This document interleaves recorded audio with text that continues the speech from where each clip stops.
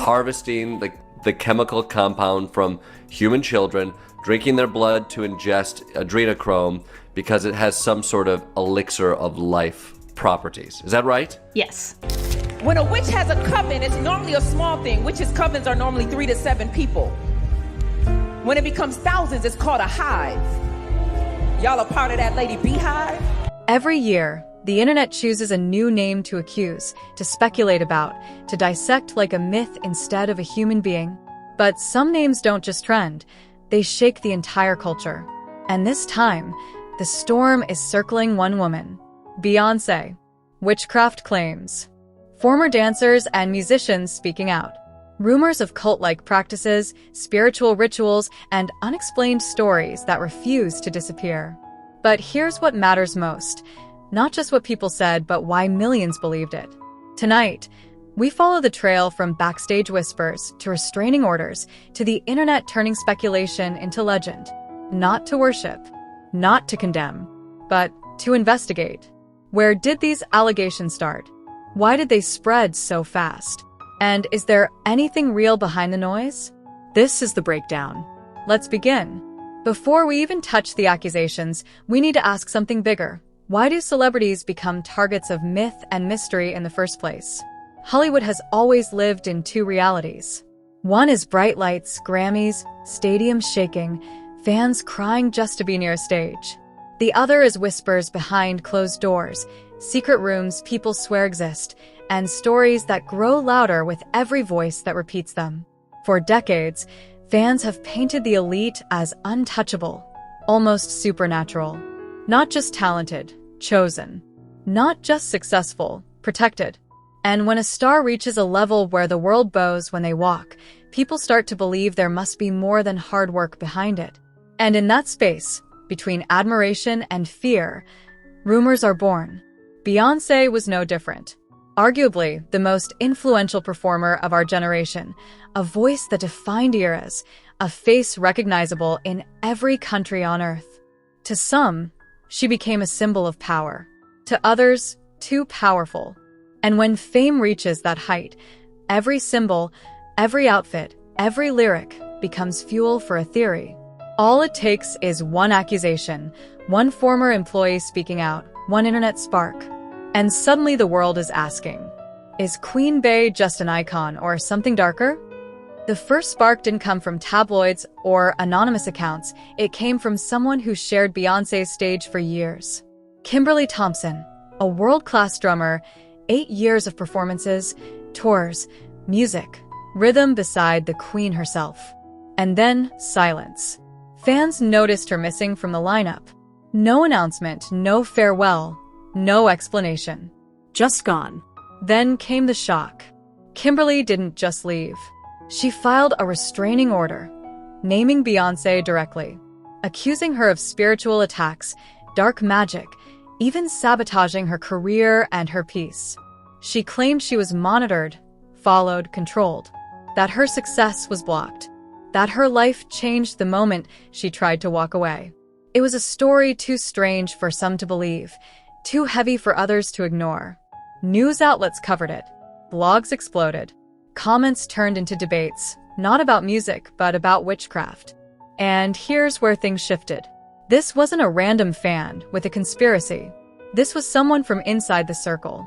Someone who knew the rehearsals, the backstage rituals, the energy no one else ever sees.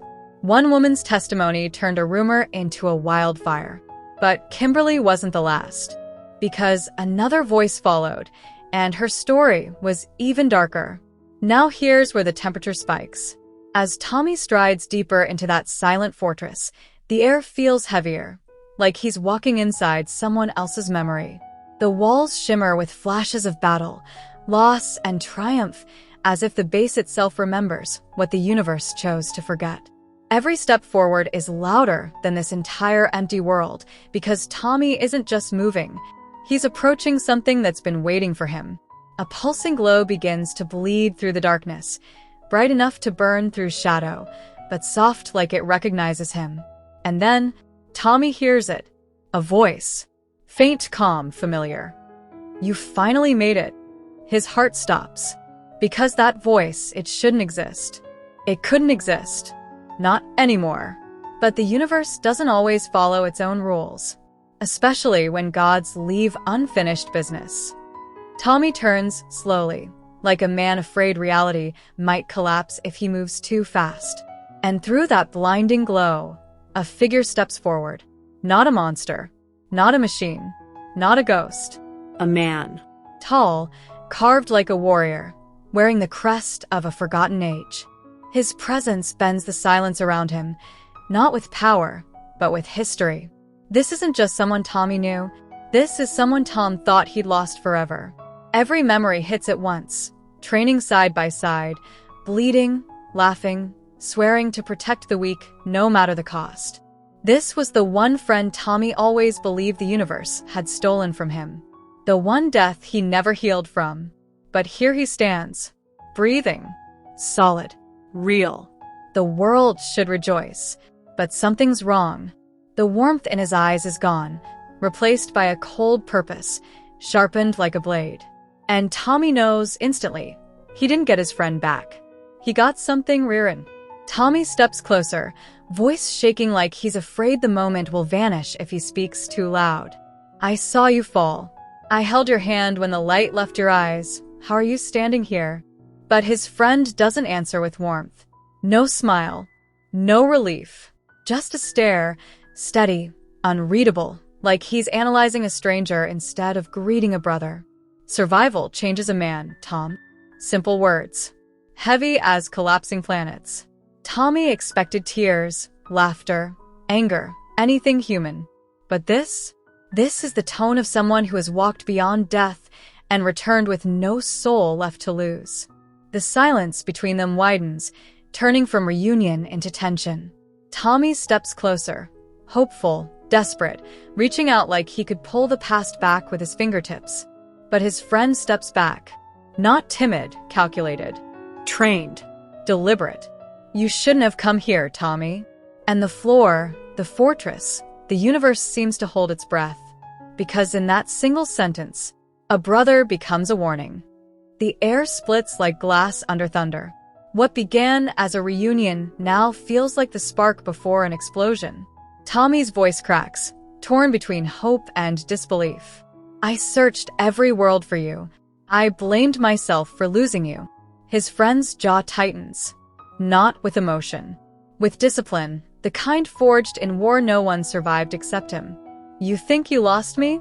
The room trembles. Lights flicker. Something massive shifts in the shadows as if the fortress itself responds to his voice. I wasn't lost. I was remade. And with that word, remade, the truth hits harder than a collapsing star. This man isn't just altered by survival. He was rebuilt with purpose. By someone. For something. Tommy reaches for the one memory that still feels pure, but his friend cuts him off like slicing a vein. The universe you knew is gone. Your mission? Your hope? Your mercy? All relics of a world that died with me. His fist clenches, metal-lined, augmented, humming with energy that shouldn't exist. This isn't a friend returning home. This is a weapon pointed at the only person who ever loved him like a brother. Time seems to shatter. Every heartbeat echoes like a drum of war. Tommy realizes this isn't a conversation anymore. It's a battlefield. Shadows surge around them, bending to the will of the fortress, or perhaps the will of his friend. The air crackles with energy, humming with danger that no human should endure. I warned you, Tommy, his friend says, voice low, almost mournful, yet filled with steel. Tommy steps forward anyway, fists raised, courage burning hotter than fear. I don't care what you've become. I won't leave you to this alone. The figure tilts his head, as if studying a bug on a leaf. Then, like lightning slicing the night, movement so fast it's invisible to the eye. The fortress shakes. Dust rains down. Tommy dodges, blocks, fights, but the force isn't just physical.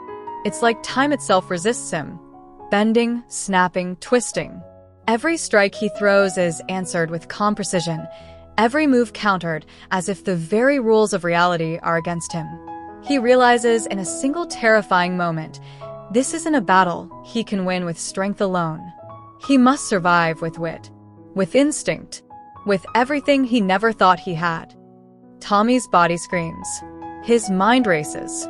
Every instinct, every memory, every lesson learned flashes through him like a supernova of survival. And then, in a single heartbeat, he sees it, a weakness, subtle but undeniable.